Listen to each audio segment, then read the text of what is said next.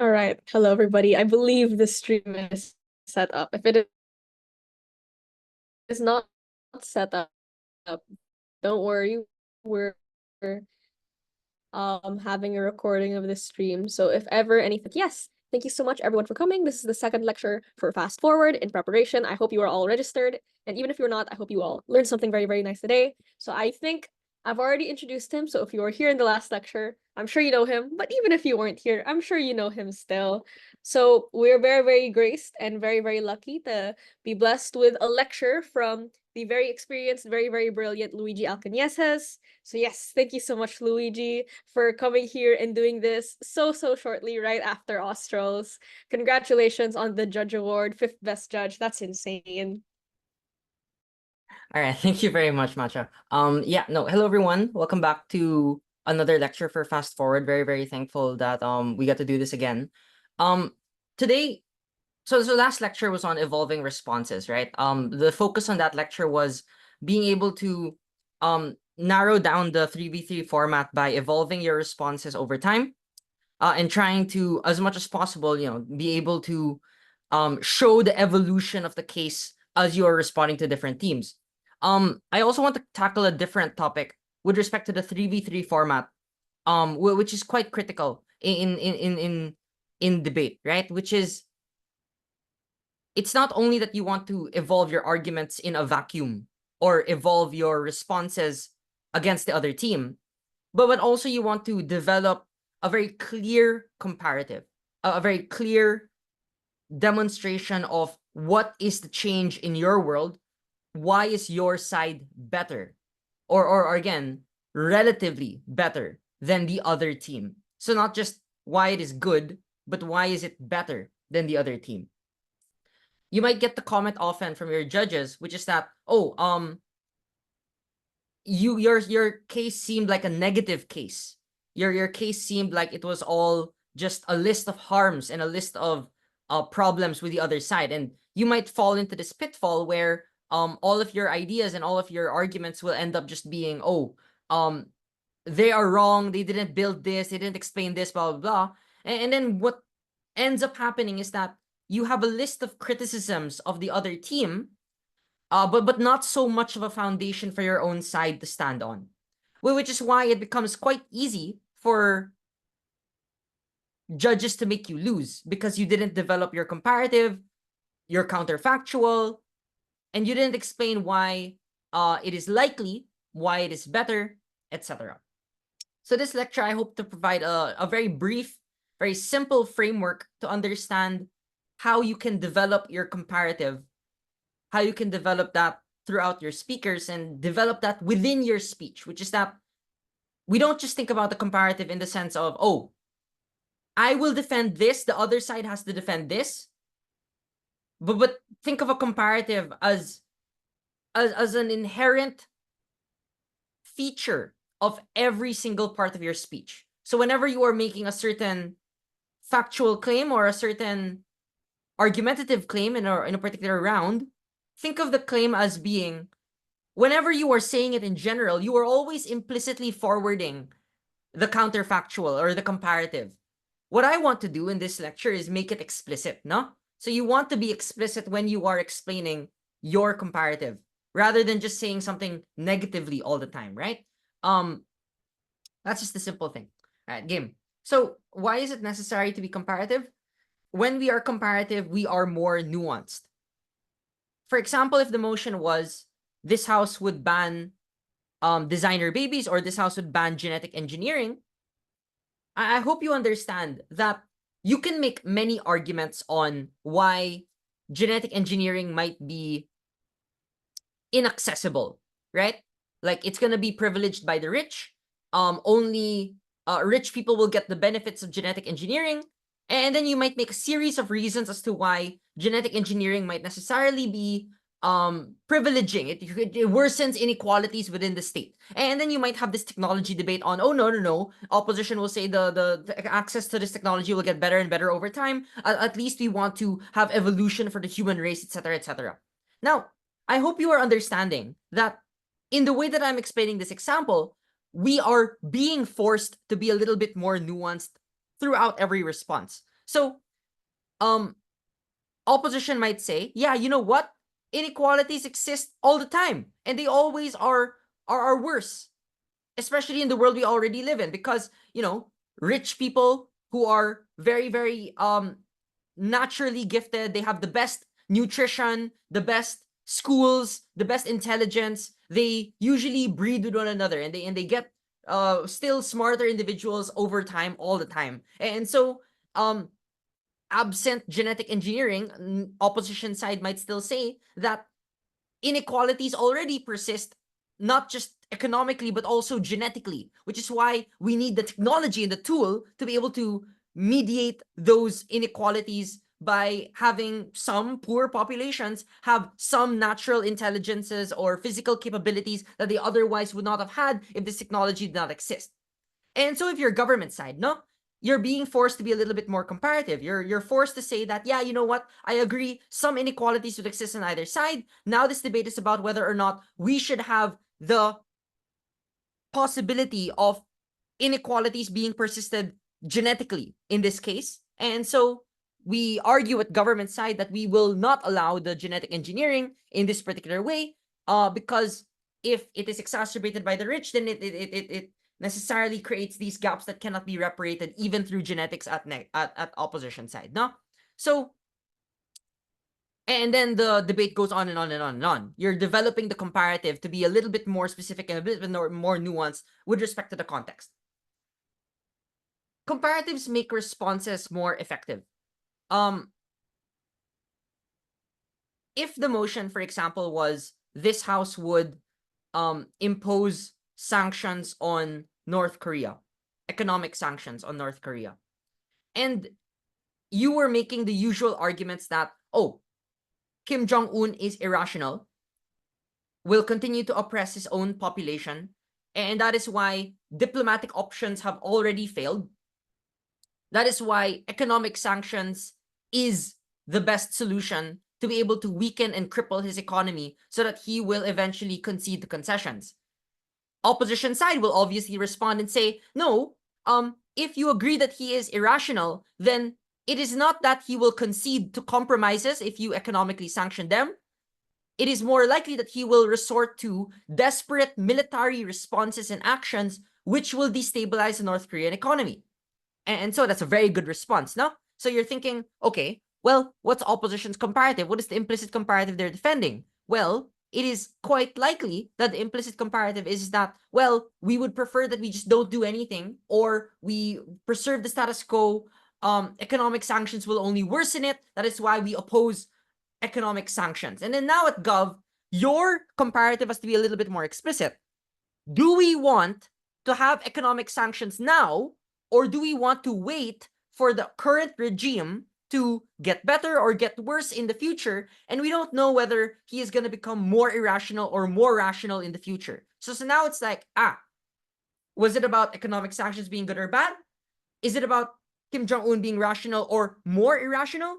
Or is it about whether or not we do it now and wait for North Korea to collapse now, or wait for it to collapse later, or whether it's going to be induced by certain forces like intervention through economic sanctions today or later? No? So I hope you're understanding this, right? We are making our responses more nuanced because we know and we're keeping in mind what the comparative is. That there's economic sanctions, or we'd wait for something else to happen, or there are going to be diplomatic options or compromises that could happen otherwise, etc., etc.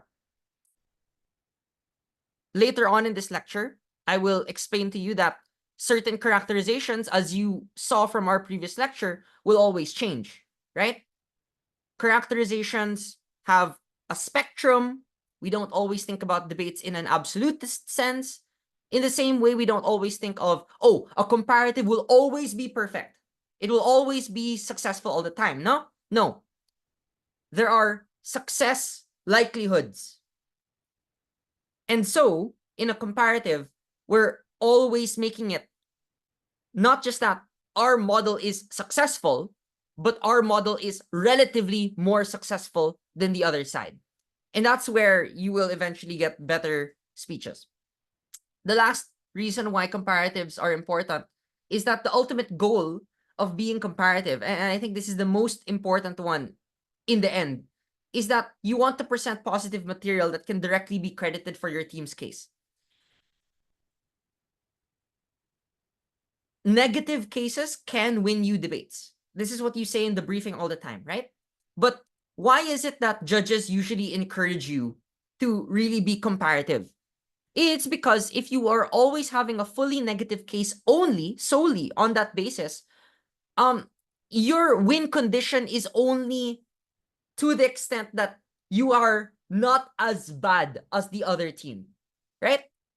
But if you are to explain the comparative, why does it make your case a little bit stronger? Usually, when you explain the comparative, you are not only saying that we are not as bad as the other team, but now we're saying we are a little bit better as well than the other team. And so you increase the chances that your case could get credited a little bit more, because now you're explaining that, hey, by the way, I know that there's a problem on both sides.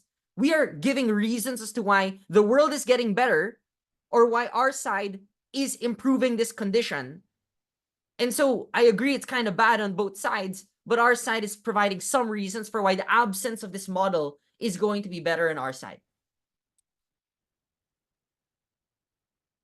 Usually, in very low level debating, right? This is like when people go and say, no, but at least we're trying to do something. I mean, I agree. No, that's like some people, some judges get persuaded by that. They're happy to like credit that. Like, yeah, you know what? At least they're trying something. But of course, when you understand the nuances of comparatives later on, you also understand that, you know, when you're up against a team that is always trying something, now it's not just sufficient to just try something. You have to prove why your comparative is actually really better than the other side. And you give the reasons to respond to those other reasons, and then you move on from there. Right? Game. That's the framing. Let's go on to some actual examples and then go through these one by one. And then I'm going to provide some brief lessons and explanations within each and every one of them. And then we can summarize our lessons together at the end of this lecture. And then you can ask questions afterwards as well. So the way I want to frame this lecture is on the following few lessons. So the first lesson is clear comparatives begin from clear clashes. The second lesson is context is key when developing a comparative. The third lesson is arguments should inherently contain comparative analysis. And the fourth lesson is that you have to nuance your responses within comparative analysis. The fifth lesson is comparatives reveal what is necessarily mutually exclusive. Okay, so we're going to just do this one by one. So number one, clear comparatives always begin from clear clashes. There's a lecture I was watching recently from like 11 years ago. It was by Will Jones on first proposition. It's from British parliamentary format, from opening government. And there was a question that was asked to like Will Jones in that particular lecture on like, oh, how do I know my definition? How do I know my stance? What am I supposed to defend at my side? And I actually really liked the response that Will Jones gave in that particular lecture. The response that Will Jones gave was, well, it's not really that helpful for you to start with your definitions or your clashes immediately, and then you won't make the arguments until you're done with your definition or your clashes. Because if you think about it, a definition or a clash is like, it's what you are doing. The comparative is what you are doing, and the argument is why you are doing it. So usually you don't really understand, why you are doing something until you've explained what you are doing. But in the same way, you also don't really understand why you're doing something until you've clarified. Sorry, you don't understand what you are doing until you've clarified some of the reasons as to why you are doing something as well. So they're both, I would say, they are mutually reinforcing. No, you have to dwell in the arguments to some extent for you to understand what you have to do, what you have to specifically defend in your side. So usually, let's start from a very basic example. If you were to talk about a very vague motion, like this house believes that social media has done more harm than good, right? And then you're in the opposition side where you're explaining that social media is good, it has done a little bit more good than harm. when you start the arguments, right? You're starting the argument and you're saying, social media has like many benefits, blah, blah, blah. Like, it has emancipated some social groups who otherwise would not have had social discourse in society. They're suppressed because now they have the means to be able to communicate online. I hope you realize that now it's like, oh, the mechanism of communicating online through anonymity, it kind of specifies your comparative, right? It specifies your comparative as to what social media uniquely provides, right? So it's not just that social media allows you to post online to like a broader audience. It's not just that, right? Because you can do that through other means anyways, right? Like you could do that through a newspaper. You could do that through like a book, or you could do that through like TV, television, or whatever, right? But social media uniquely is good because of anonymity and the prospect of spreading it overwhelmingly online anonymously and communicating and coordinating with different groups online as well. And then now it's like, the mechanism of the argument clarifies what our comparative is. And now you're saying we defend social media. We think social media has done relatively more good than harm. And the key facets of social media include the following: number 1, number 2, number 3, right? That is what we defend at opposition. And that is why we are better than Gov. Game. So, bottom line, you don't need to start with your clash, but you certainly shouldn't complete your argument until you have clarified what your comparative is. And then now I want to see and explain to you the interplay of how this goes. If, for example, the motion was this house would break up big tech, if you are in opposition, you can attempt to explain that breaking up big tech is not necessary, as competition can happen organically. Like you can say that, well, big tech companies have emerged to be the most successful because they have a competitive advantage. They have strong technologies that are innovative. They have done the most. That is why breaking them up would be harmful. And that is why we prefer the status quo, because if you want to compete with these technological companies, then you have to come up with a very, very good technology that can rival these companies in the future and forward advancements for human society.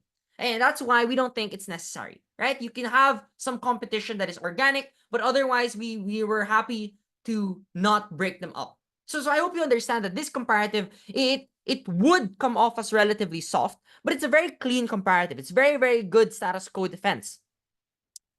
And that is why it's like an and or, right? It is and the case that you can also say that big tech is also good, even if it comes at the expense of competition, or you can just be explicitly exclusive and say that, you know what, let's go hard line. I defend that big tech is very good. We don't want to break these up, even if it is a monopoly. Here are the incentives as to why monopolistic incentives will always be necessarily good for society for all these reasons. We believe that fairness is less important than the development of technology. Here's why we are better than their side. So both of these are good, right? But I hope you understand, we're talking about the process of understanding what your comparative is.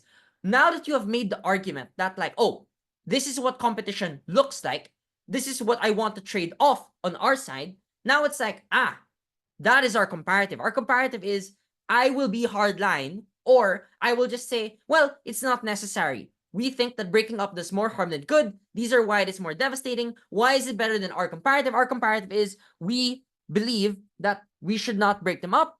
We preserve existing regulations for these companies. Here are some reasons as to why big tech companies have acceded to the compromises of large regulatory agencies, and that is why there is some prospect of regulation for these companies in the future, and that is why we believe the economy is already working in rewarding winners and losers proportionally in a proper way already. So I want you to understand, right? Like both of these clashes are perfectly fine. Like you can do either, but I mean, eventually at some point, like they will converge in like the even ifs later on.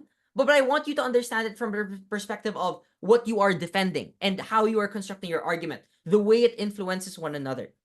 Number 2, this house regrets the premium on patience as a virtue. This one is a little bit more explicit. So if you're in opposition, right, you would need to characterize how the premium manifests and its narrative purpose in society in order to develop your comparative. So for example, if government side enters a debate and they say, you know what, the premium placed on patience as a virtue has made people self-constrain themselves from pursuing their own desires and their own aspirations. And that is why the people that are targeted the most for like not being patient enough, they are impatient, are actually minority individuals, like poor individuals, because they are seen as very, very greedy, or they are seen as very, very what's the term? Instant or seeking for instant gratification and short-termist, and that is why they have been shamed the most, even if they have no other economic recourse to improve their lives otherwise. No, so Gov, that's a very good case. They can do that, right? And then opposition might say, well, you know what?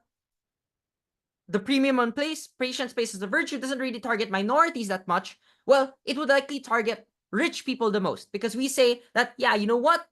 It is wrong for rich people to behave in this particular way.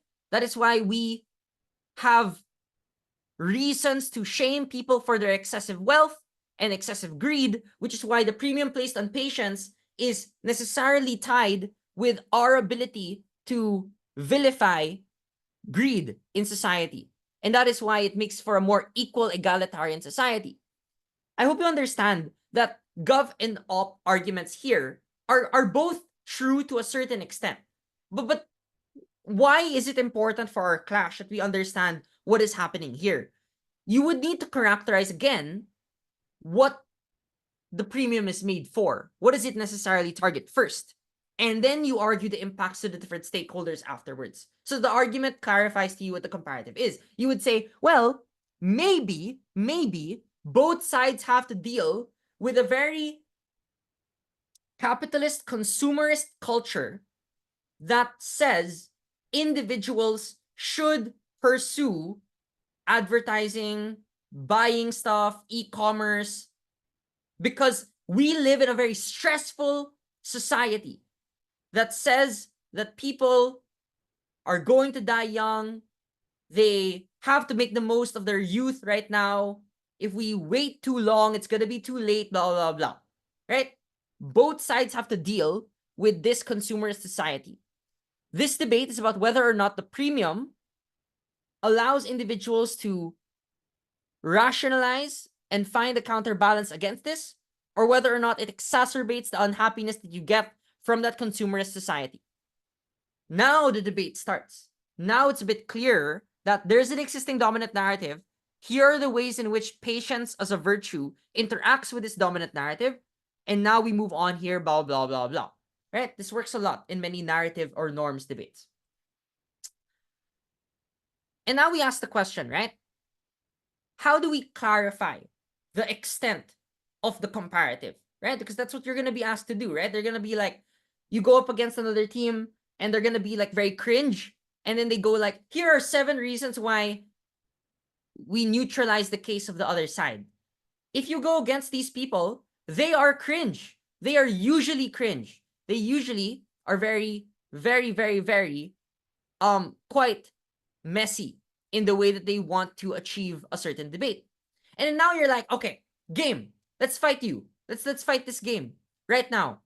And so one of the ways you can clarify the extent to which comparative exists is the context. Context involves the way a problem is characterized. Like what I said earlier, which is that there's an existing dominant narrative that already targets individuals. It's about the premium where it fits within that.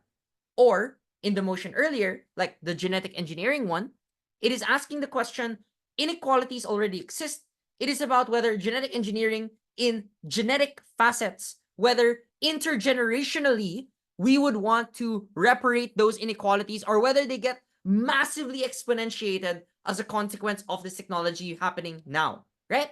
So now it clarifies what the comparative actually does. Is it short term? Is it long term? What is the extent of what we are doing? I'll give an example. We start very simple first. In times of economic crisis, this house would suspend labor union activity. So in this type of motion, it's very clear from the motion already that there's a context. Neither case can meaningfully develop a comparative that solves the economic crisis easily, right?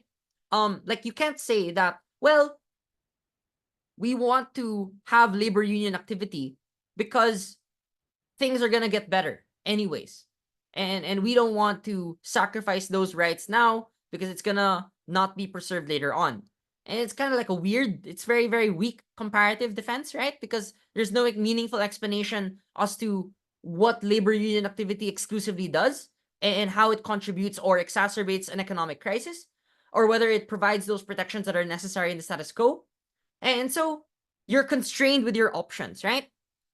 I agree, in a labor union, you cannot protest as much as you otherwise would if it were not an economic crisis. And I agree that in an economic crisis, people are more desperate and they will need to make compromises with their income. But now it's like, what does a labor union specifically do and facilitate? Now it's like, oh, a labor union facilitates collective bargaining. It collectivizes the preferences of employees through votes and through an organizational structure. We will not defend that, oh, all labor unions will be unreasonable and they're gonna like fight for full employment all the time. We will defend that the process of labor union activity necessarily creates a good counterbalance against existing, what do you call this, corporate takeover and corporate abuse, such that we protect the workers the most. And then now it's like, okay, now government has to explain that, oh, here are the reasons as to why governments suspending labor union activity allows governments to create better interventions to be able to protect workers outside of labor unions. And then now it's like, oh, now the comparative is a bit clearer, right? Because now you're defending government regulations absent labor union activity, or whether or not labor unions are capable of doing it themselves without government extra intervention, right?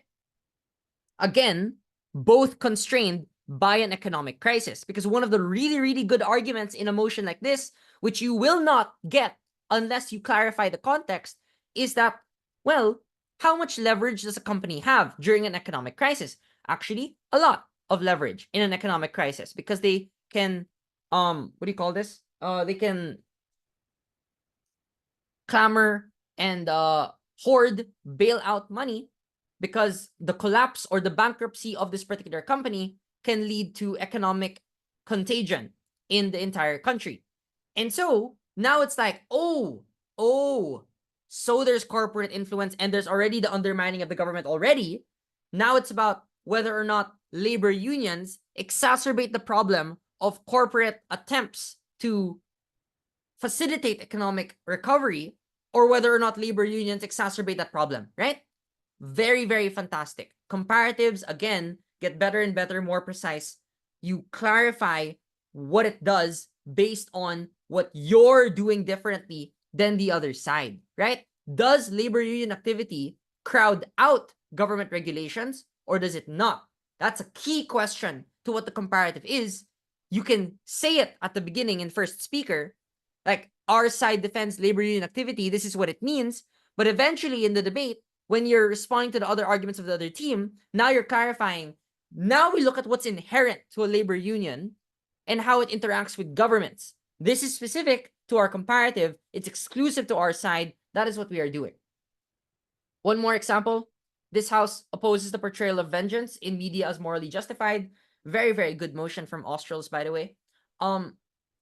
John Wick, Kill Bill, Taken, etc., etc. I want you to understand that in a motion like this, now it's like, oh, we're doing the exercise of true comparatives, right? True comparatives, developing our comparative, developing what we are defending, what is the other side defending on our side. Now it's like, oh, this debate is not only about vengeance itself, right? This debate is about moral justification of vengeance and the way vengeance is portrayed in media. And so now the actual question you are asking is, well, how does the moral justification crowd out or affect other existing media that already is pursued by society? What I really liked from the Gov case in the motion that I watched, in the debate that I watched, was that they went in and they said that opposition may attempt to explain that moral justification of vengeance is one that is good to allow outrage or allow for expression of catharsis from people that are like minority groups against people that are like dominant in power that they otherwise cannot have recourse against in society, which is like, oh, John Wick and the mafia or organized crime, and like taken against like very, very evil people, like sinister individuals that should be portrayed as very, very evil, like unanimously evil in society. And then government said it's like, oh, do we want that comparative of relying on those portrayals of justifying vengeance because of those stark differences between a very relatable protagonist that is like morally virtuous and a morally evil, terribly evil organized crime group, because that is the way the portrayal constructs itself in this way? Or do we want other portrayals which, for example, include forgiveness, kindness as being virtuous, or redemption, which might have some components of attempts at vengeance, but the realization that vengeance is not morally justified because these individuals are not completely morally evil, like, for example, Darth Vader, or the example that individuals that tried to pursue vengeance eventually became evil as a consequence of their pursuit for vengeance. And now it's like, oh, does the moral justification of vengeance crowd out those particular narratives? Does it dilute it? Does it make it weaker? And what does society believe is a consequence of this? Who does this media particularly target? And what do we prefer that society trends towards? And now it's like, oh, now it's a debate on, relative to the context, relative to the mechanisms, relative to the portrayal of moral justification, what happens within that portrayal, and what are the differences between one side and the other. Now it's like, oh, it's about the mechanisms of what is evil, how is evil portrayed, or, for example,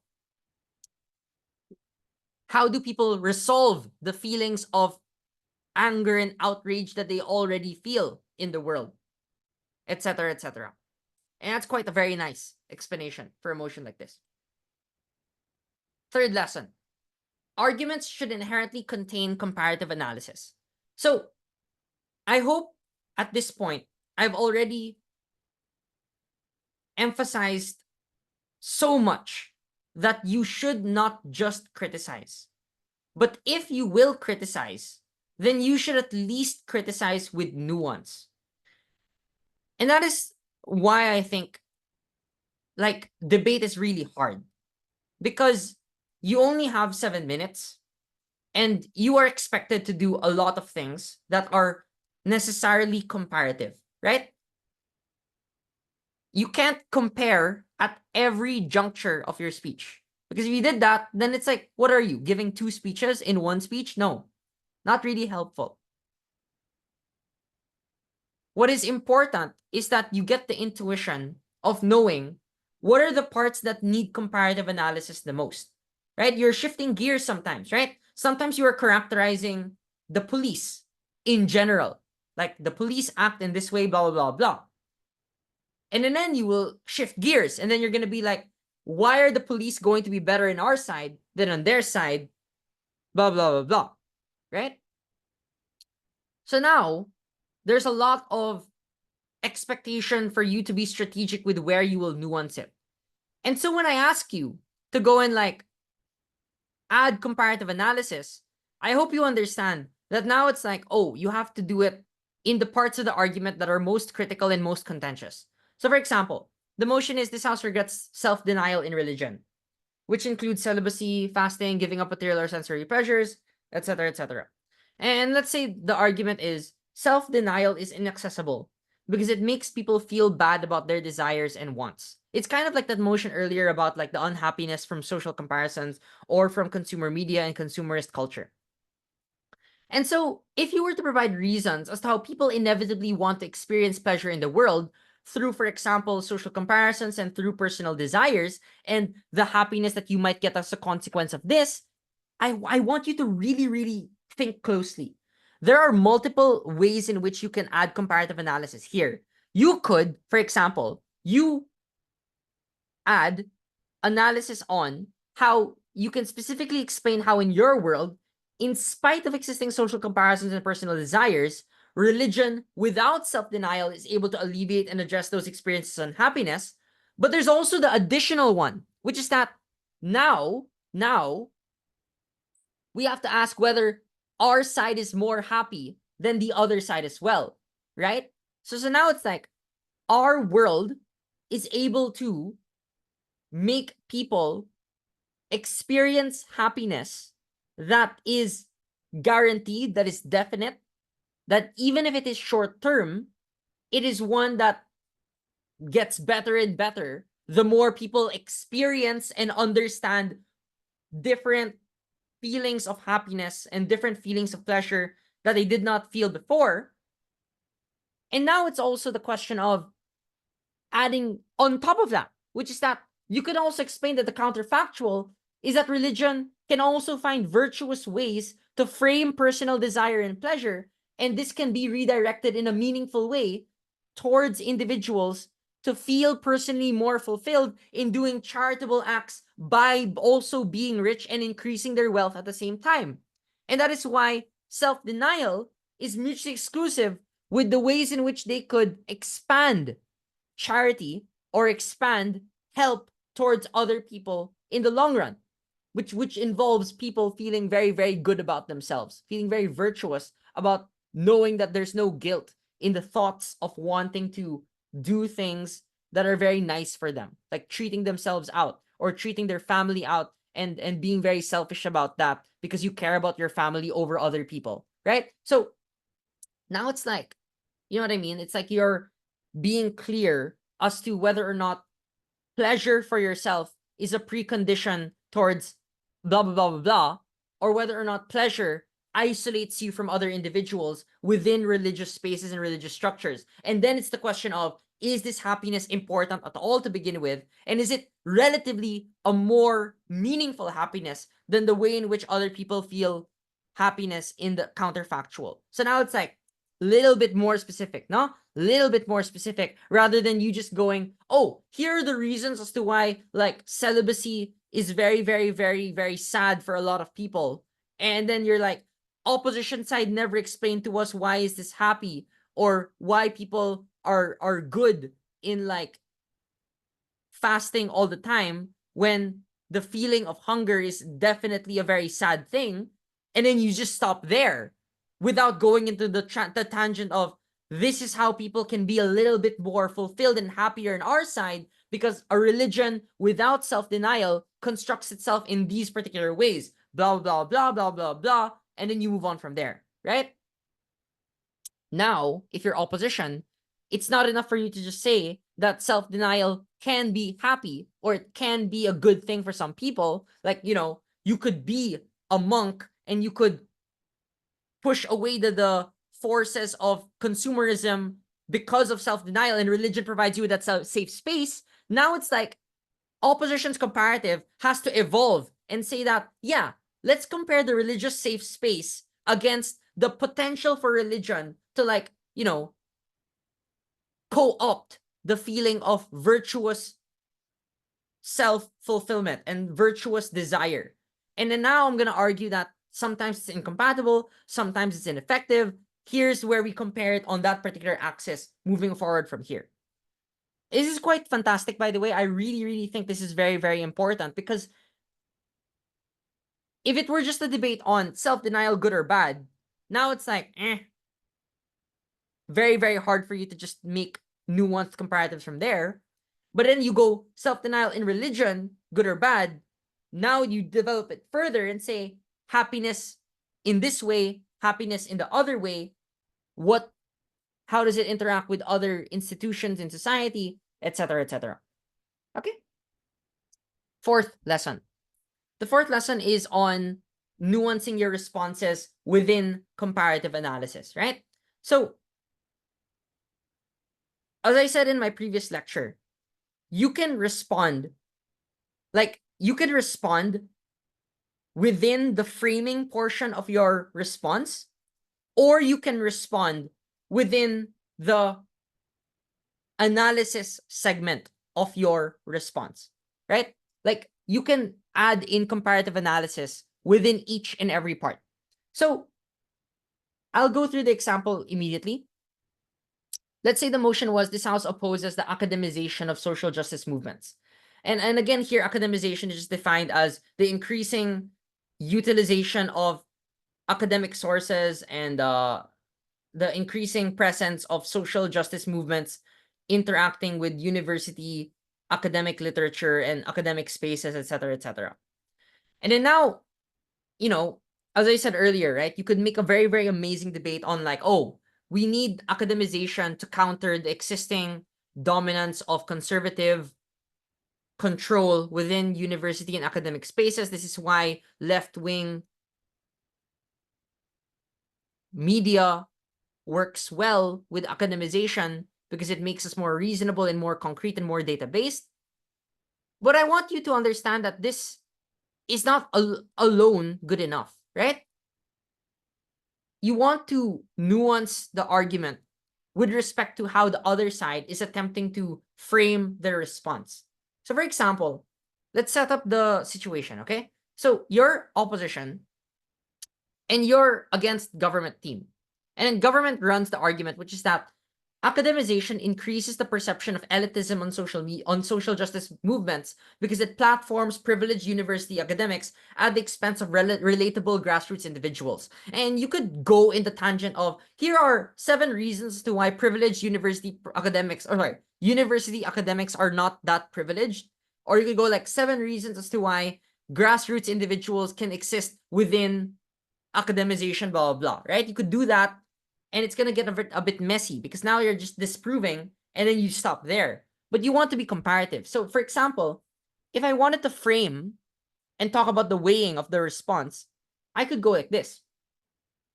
The perception of elitism is not the most important consequence in the round. What matters more is the ability to unify the social movement internally, and the problem with grassroots-led discussions is that it trends towards personality politics and anger, which is divisive. So this is fantastic, no? Because now you're being encouraged to compare, you're forcing government side to compare the problem of absent academization, you are left with grassroots movements that are isolated and are already unpopular because they are driven by anger and outrage. And that is why it is very, very easy for sometimes the reasonableness of conservative media to just say that, look at all these crazy people from social justice movements that are trying to overturn society outright. So now it's like, oh, even on perception, they lose, but perception is not important because we explain that unity is more important within a social movement. So it's like, wow, within one framing response, you've already debunked 2 particular win conditions for the other side. And that's a very, very good response. But you can also respond within the analysis of your response, which is that academization of social justice movements, the process of academization, rather than just saying it's not just privileged people, you want to say it comparatively issues platforms, it platforms minority experiences more than not. And the comparative of government is that existing academic sources already predominantly empower elitism at the expense of pursuing social justice. So now you've provided 2 reasons why government side loses. That our side is better because we solve the problem they want to address, but their side is so much more worse because they empower particular conservative sources that are isolated at the time or most of the time, because university individuals are the ones who are like the ones who eventually hold a lot of influence in society. They come from rich and privileged backgrounds. And so we agree there is some privilege on both sides, but it's about convincing privileged individuals to change and interact with grassroots movements. That is why we're happy with some left-wing social justice warriors that come from rich backgrounds because they're the ones who will inherit corporations in the future, etc., etc. If you remember, this is one of the arguments that eventually David and Toby were running in that particular debate in the World Semifinal in 2023, which is a fantastic argument because, again, it's like addressing multiple win conditions at the same time. Again, what's the important breakdown, right? As you can understand, this strategy consumes a lot of time, right? which is why you can't just give 15 responses against the other team. It doesn't really work like that, right? You want to really think through your response. What is my response actually doing, right? If you just respond like, what do you call this? Like an attack dog in general, like you're just writing down everything they say and you're just gonna disprove each and every part. Like you don't really know why you're doing that. Comparative analysis, the discipline of comparative analysis, where you're gonna be like, why is it better on our side? On the comparative, our side looks like this, their side looks like this, our side looks like this, their side looks like this. Always adding in this portion makes it a little bit more targetive, or at least puts you in the mindset of, I have to be a little bit more careful with the language that I'm using. Why is it relatively better? Why is it relatively worse? So selecting your responses using this discipline makes the responses better. And you can cut out all the other irrelevant responses because they're not going to make you win anyways, right? You should know by now that they're not going to make you win. And so that's why the best tip here is that when you're delivering responses, you have to weigh the specific implications in a comparative way. Okay? All right, fantastic. This is the last slide for this particular lecture. And then I'm gonna go and accept some questions afterwards, and then we can be done for the day. Comparatives reveal what is mutually exclusive. And this is like an advanced concept that I want you to keep in mind moving forward when you're trying to improve, get better in debate, and make your arguments more nuanced, your responses more nuanced, your framing more nuanced, etc. Everything that you have learned today is always in the pursuit of, well, why is our side different? What is our side's mutual exclusivity? What is different? What is the change? Why? What do we claim in our side, right?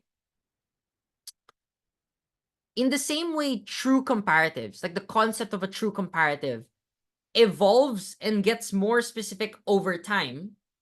Right? I've talked about this before. Comparatives, like the way you explain your clash, the way you explain your comparative, they also become more specific with respect to the even if responses you give and with respect to the contested characterizations in a particular round. So, for example, in the motion, this House believes that military leaders should be directly elected by citizens. It's again a very, very good motion from Australs. There are multiple shifting characterizations in this debate, right? There's the question of, do military leaders become better or worse when they are elected versus appointed? You know, like administrations can be corrupt on both sides. They can also explain that military leaders could become more corrupt if they are done through an appointment process versus less corrupt if they are more through an electoral process. It's a little bit very, very thin lines to debate on. And then there's also the questions of, oh, how do military leaders interact with existing political parties? What would their campaigns look like if there is an election? What will the public discourse look like if there is an election, right? What does war look like? What does operations look like if they have to go to war under one administration, but military leadership can change under that same tenure or under the same period of waiting 4 years, right? What are the ultimate goals of the military? That could be a contested characterization, right? One side could say war is always bad. Another side could say, well, we want wars to be a bit more targeted, a bit more strategic, a bit more nuanced, etc., etc. And then another side could be a bit more nuanced and say, well, sometimes the public doesn't know when to go to war and they don't know when to pull out of war.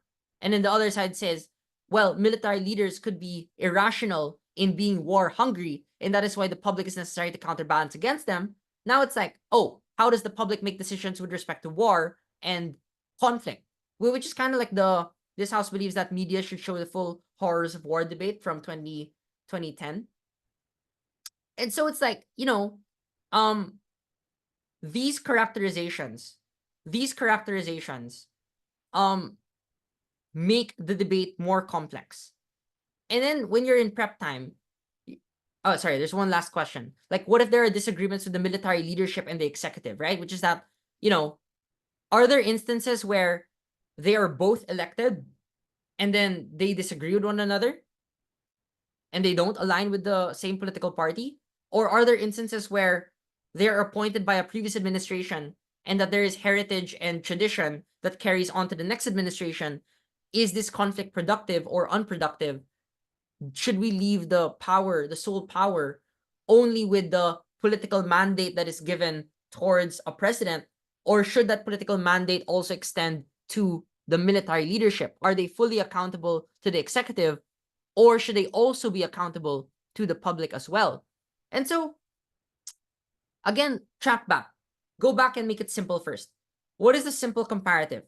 Gov side is defending on election, and op side is defending appointment, no election on our side. And now, if you were to make an argument that the military should be directly accountable to the public instead of to the commander-in-chief, then how will you want to make that argument, right? You would need to specifically explain why the election, again, the starting point of our simple argument and our simple comparative, and the discourse surrounding a campaign is productive towards that process of accountability, as opposed to a model where military leaders would otherwise follow orders, but only to the extent of cooperation with the commander-in-chief that is in their interest, right? So now it's like, let me make the argument. Opposition side has to defend appointments. Appointments can be very uncertain, it can be very unstable, it can cause a lot of conflict within the administration, and it also could mean that sometimes military leaders are only accountable to their executive official, and it gives them far too much power. So there are many consequences with this. It could mean that there are instances where military leaders will go to war at the orders of their commander-in-chief, because they have their career and reputation at stake and they have no other recourse to be able to hold against that. That is why our comparative is we have an election to say that they will not have to worry about their career going away because they have to worry about re-election in the future. That is a comparatively better incentive.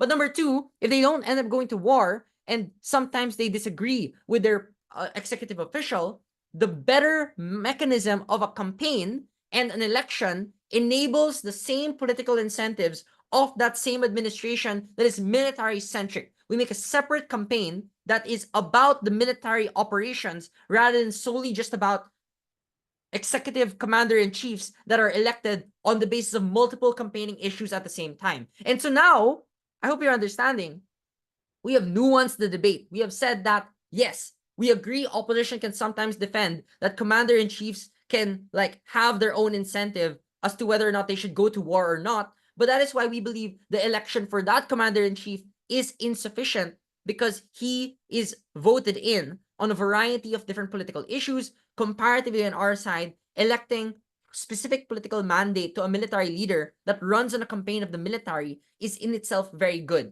in empowering that particular military leadership, which is better for military operations that are more stable for this administration in the long run. Now you're like, okay, debate a little bit clearer. Now it's like you could segment the conclusions, segment what are the particular instances that are very bad, and then you compare it against why your model, the mechanism of an election, the mechanism of a campaign, the mechanism of denying appointments and denying accountability to the commander-in-chief itself is the most important thing in this debate.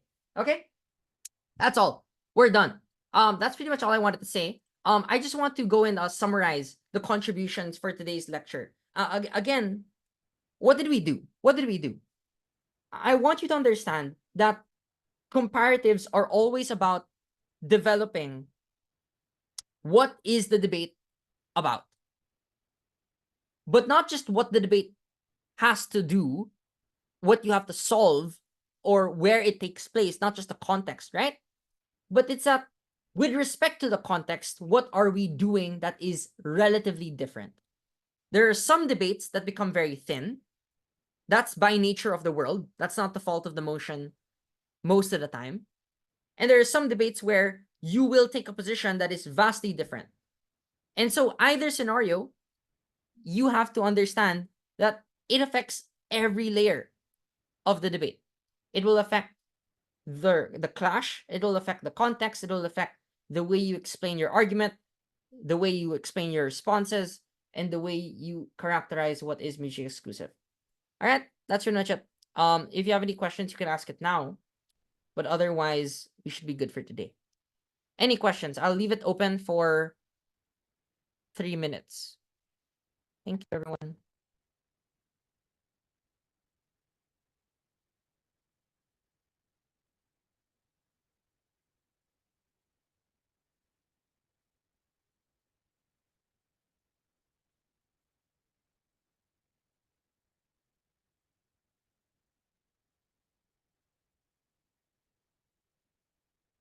Any questions? Any questions? Fantastic. No, fantastic. Fantastic. No, we're good. We're good for today. Unless people are typing a question. But I'm assuming that there's that we should be good for today. That's fantastic. That's amazing. Very good job. Good luck. Good luck Alright, in fast forward. Thank you, everyone. that is awesome. Thank you, everyone. Again,